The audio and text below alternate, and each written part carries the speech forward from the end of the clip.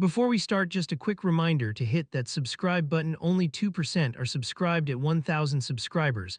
I'll be posting a special video. The leasing agent stopped my pen with one finger hard. I blinked at her like she was joking. She slid the application back, not meeting my eyes. Then she tapped one line on the screen and my throat went dry. My name is Jordan, I'm 24, and I thought this was my fresh start. I had the deposit ready and the move-in date locked. I even pictured my keys on my palm, stupidly proud. Her finger stayed on that number like it was a bruise. "What number is that?" I asked, forcing a laugh. She angled the monitor toward me, slow and careful. It was my credit score and it looked like a typo. The kind of typo that ruins your week in one breath. I asked if she pulled the wrong file. She flipped the screen back and typed fast. My full name filled the form again, clean and correct. Then she whispered, "It's tied to your social," and I felt cornered. I tried to play it cool like I wasn't shaking. "Can I still rent if I pay more up front?" Her mouth tightened and she checked a box. "No," she said, and the air left my chest. I walked outside and stared at my phone like it could fix this. I called the number on the denial sheet, then hung up. My hands would not stop buzzing like my nerves had teeth. So I opened my bank app instead, desperate for something solid. Nothing looked wrong there, which almost made it worse. My balance was normal, my paycheck was posted. I hated how relieved I felt, like that proved I was fine. Then the denial paper crumpled in my fist, and I realized I was not. I drove to my bank because online felt too slow. At the counter, I pushed my ID forward, trying to act casual. "I need my credit report," I said, and my voice cracked. The teller's face changed, and that scared me more than the score. She didn't lecture me, which somehow felt like judgment. She turned her monitor so I could see without leaning. A list loaded and it kept scrolling past the first screen. I counted lines like they were threats and it did not stop. I saw 4 credit cards all under my name. Not authorized user, not joint, just mine. The balances were not small and the dates were old. Old enough that someone had been living in my shadow for months. My first instinct was to argue with the screen. Like I could tell it that is not me. Then I noticed the payment history, all those late marks. Each one felt personal, like someone kept stepping on my throat. I asked for details and my mouth tasted metal. The teller clicked into one account and pointed at the address. It wasn't my apartment and it wasn't my old place. I did not recognize the city at all, so why was it mine? I leaned closer and saw the phone number on the file. I knew it before I read the last digit. I tried to pretend I didn't, but my body gave me away. My pulse jumped and the room felt suddenly too small. "Is there a way this is a mistake?" I asked. The teller's hands paused over the keyboard like she chose mercy. "People do this to family," she said, quiet and plain. I sat there frozen because I already knew who people meant. I hit print again and the machine kept spitting bad news. I snatched the stack and my hands left sweat marks. I told myself it was one account and one mistake. Then I saw more pages still coming. I spread everything out and started making piles. Current, late, charged off, collections.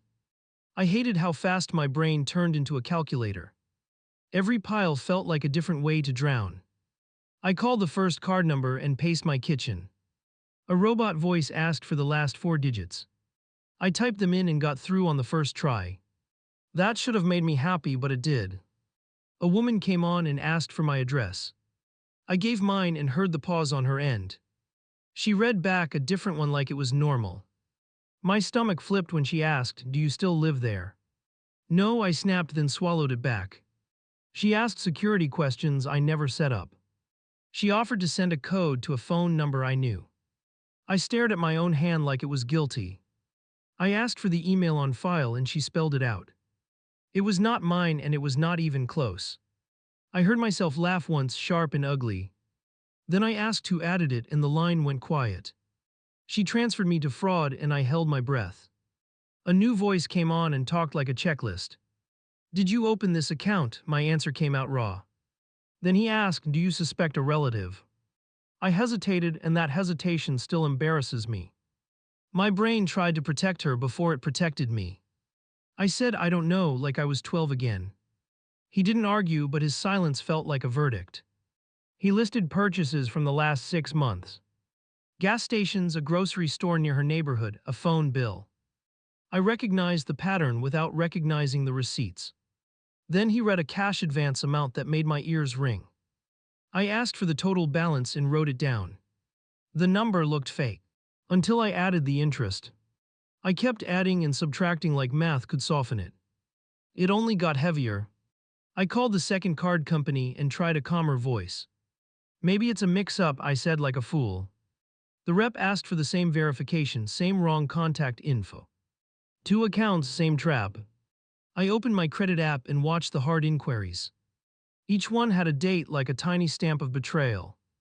I saw a recent inquiry from a lender I never heard of. That one was from last week. I called that lender and got a man who sounded bored. He asked for my name, then started reading fast. It's a personal loan, he said, like ordering coffee. The amount made me grip the counter until my knuckles burned. I asked when the first payment was due and he checked. It's past due, he said, then cleared his throat. He offered a payment plan like we were negotiating my own robbery. I asked who signed the paperwork and he dodged the question. I demanded the application copy and gave my email twice. He warned it could take days, which felt like a threat. I asked for the address on file and he gave that same one. The same place kept showing up like a bad joke. I drove to a different branch and asked for a manager. I needed someone to look me in the face. I slid the pages across the desk and watched him read. His eyebrows went up, then his jaw set. He told me to place a fraud alert right now. He told me to freeze my file with all 3 bureaus. He said it like he'd said it 1,000 times. That was the part that scared me most. I stepped outside and called one bureau on speaker. They asked identity questions that felt like a trap. Which of these streets have you lived on? None of them. My voice shook when I realized someone else had been answering for me. I got the freeze in place and felt a tiny release. Then the agent mentioned a forwarding address on my profile. I asked her to repeat it and she did slow. It was not my home. I sat in my car and stared at the contact number again. I could call it and end the pretending in one breath. I could also stay silent and let the debt keep growing. My thumb hovered over the call button. I called my mom and listened to it ring. 1 ring, 2 rings, my heartbeat matched each one. When she picked up, she sounded cheerful, almost casual. I held the phone tighter and chose my first words wrong. Hey, I started, then stopped because my voice cracked. What's up? She laughed like nothing was happening.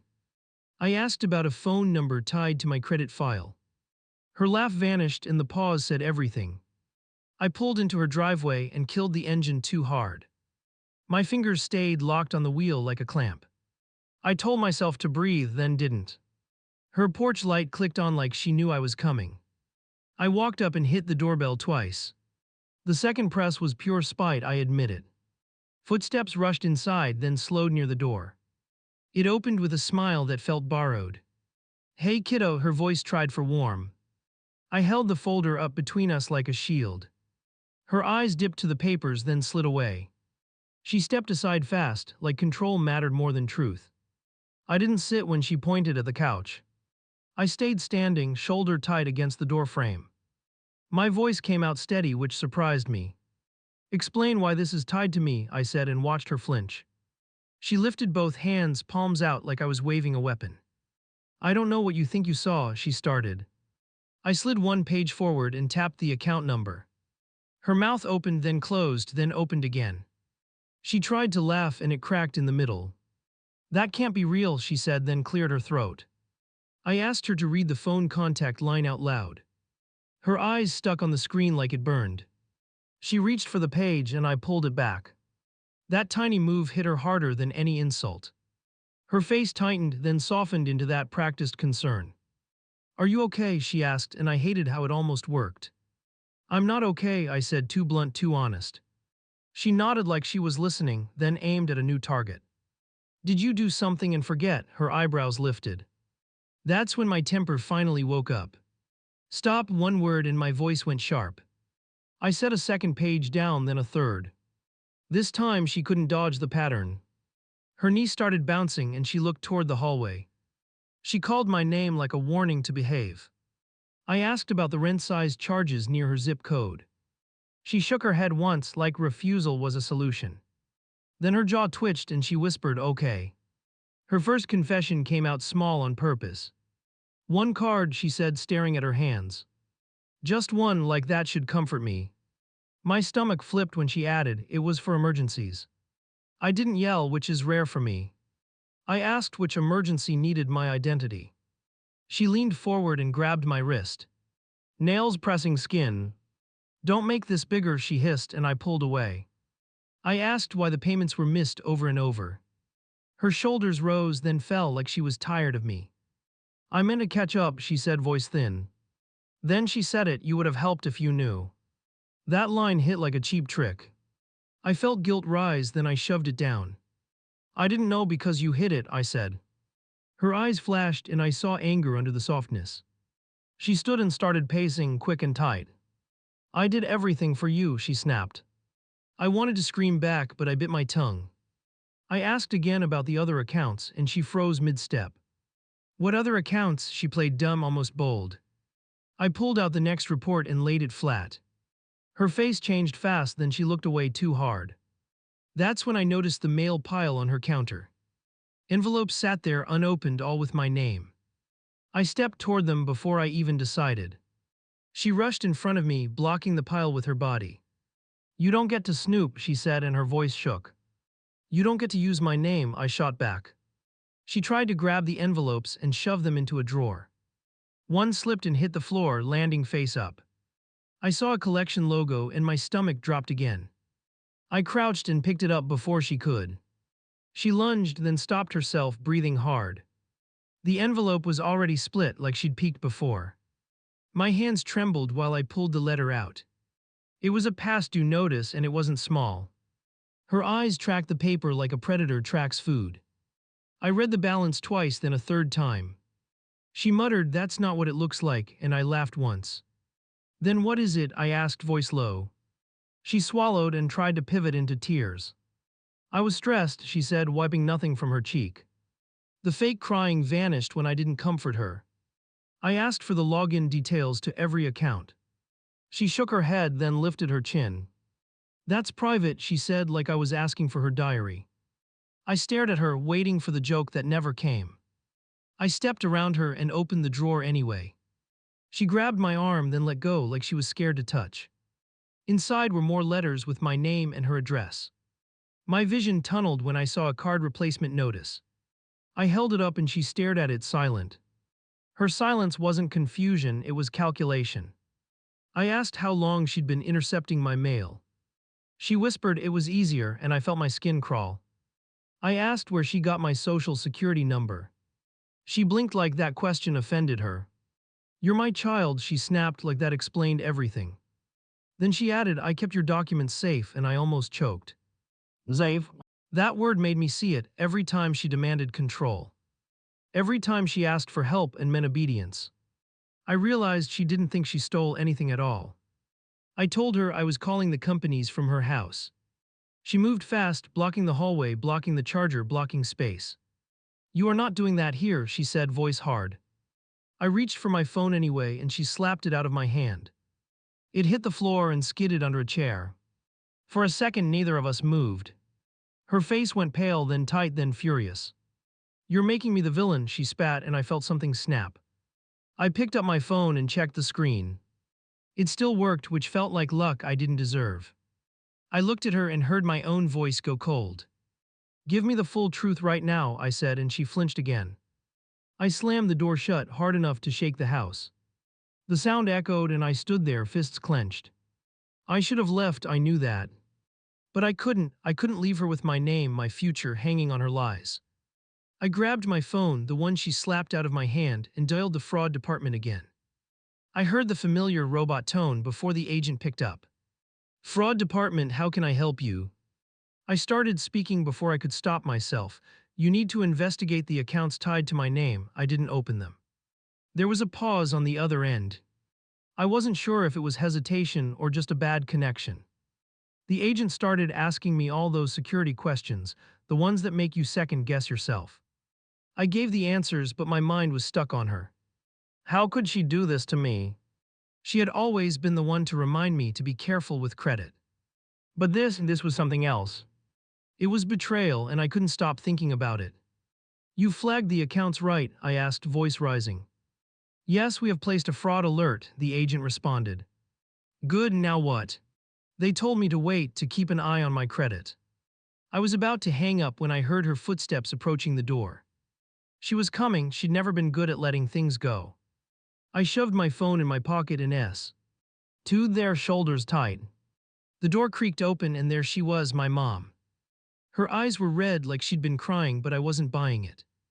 Jordan, she started, voice quieter than usual, can we talk? She moved closer, but I didn't step back, I stood my ground.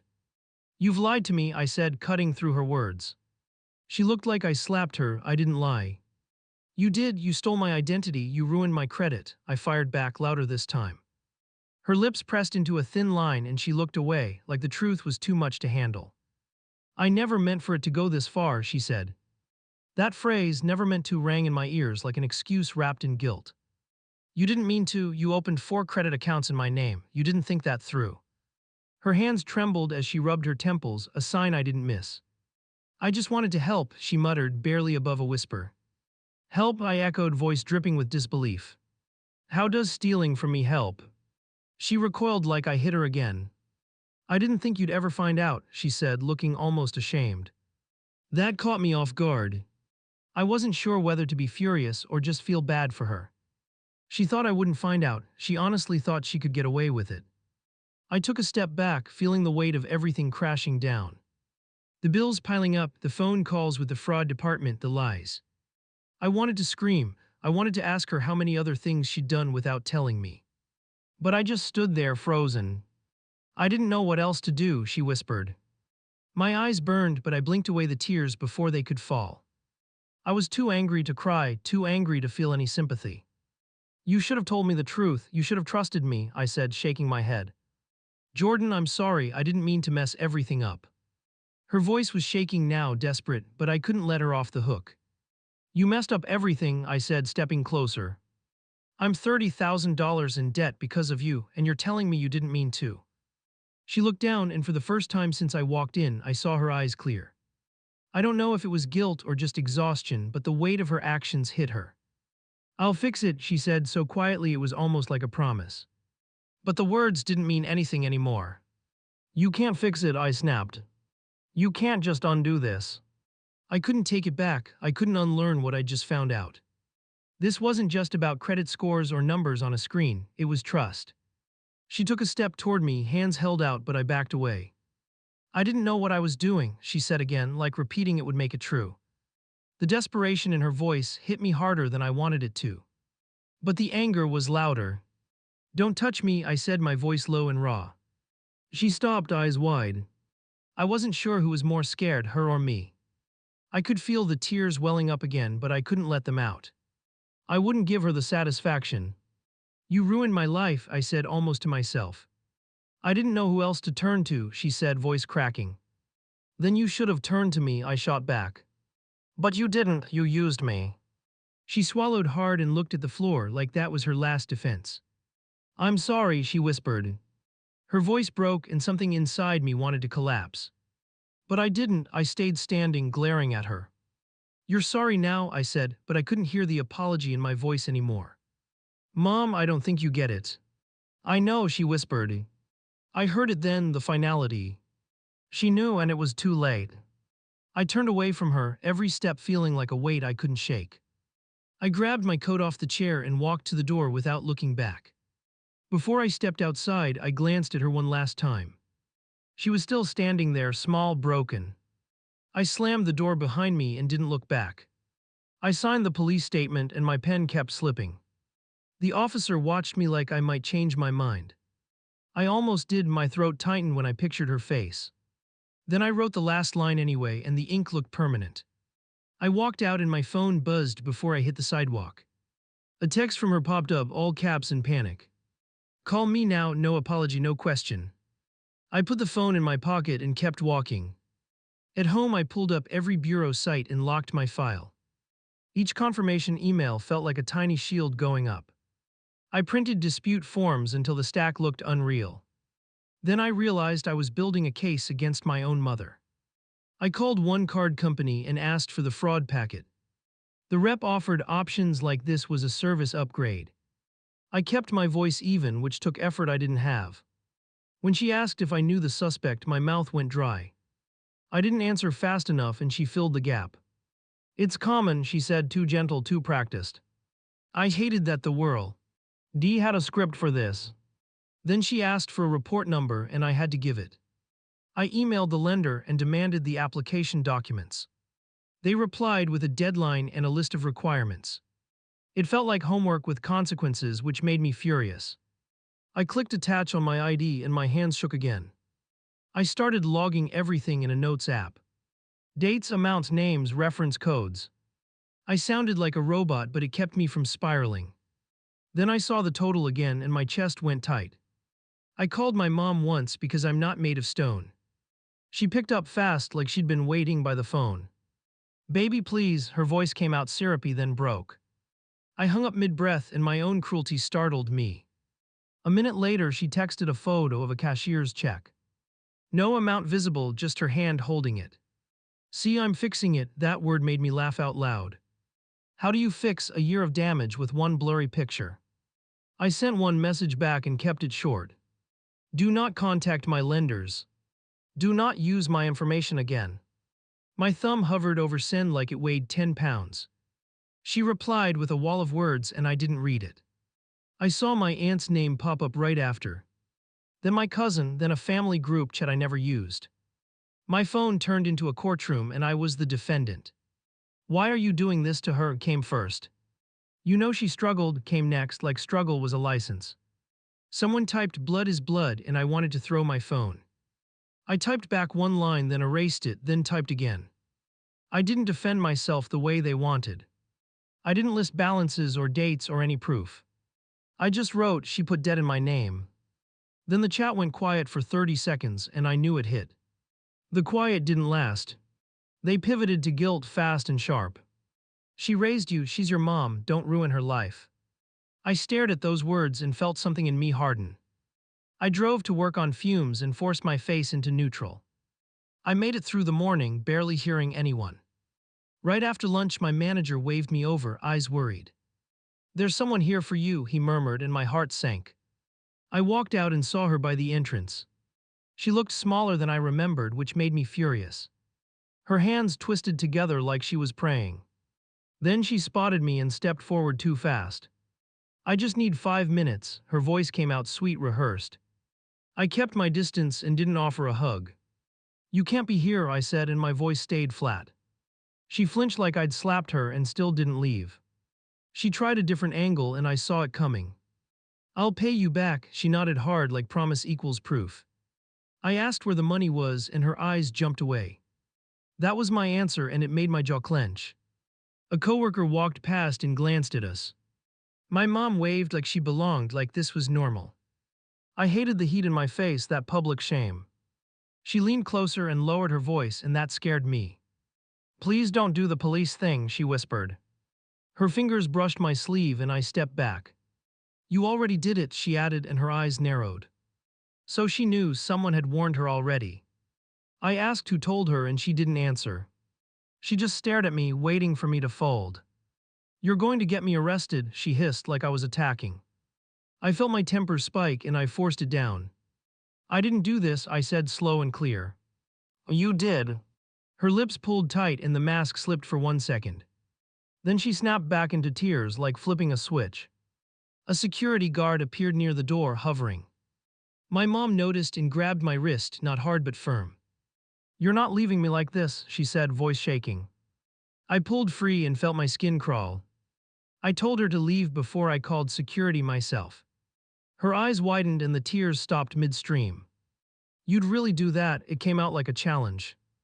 I nodded once and her mouth fell open. She took a step back and looked around at the building. Her face twisted like she'd been humiliated, not confronted. Then she pointed at me, hand trembling. "I hope you can live with yourself," she spat and walked off. I stood there after she left, breathing too fast. The guard asked if I was okay and I lied. I went back inside and my hands wouldn't stop shaking. That was the moment I realized this would never feel clean. That night I filed the remaining disputes and hit submit. One by one, the portals confirmed receipt like nothing mattered. I stared at the screen until my eyes burned. Then a new email hit my inbox, verification needed. I called the number and got transferred 3 times. Every transfer felt like a test of how badly I wanted my life back. When I finally reached a fraud specialist, my voice almost broke. She asked me to describe my relationship to the suspect, and I paused. I said it's my mother and the line went still. The specialist didn't gasp or judge, which hurt more. Understood, she replied and started the process like a machine. I closed my eyes and listened because there was no undo button. After that call, I sat on the floor and stared at my hands. I kept replaying her face outside my job, the fake tears. I kept hearing my family telling me to forgive. Then I pictured my future locked behind someone else's choices, and I stood up. I blocked her number, then blocked the rest as needed. My phone got quieter and the silence felt violent at first. I expected relief, but I mostly felt hollow. Still, the next morning I woke up and didn't check my messages. Weeks later, one account finally closed as fraud. I saw the update and my knees went weak with relief. Then I saw 2 others still pending, still bleeding interest. I realized this fight was not over and I still didn't blink.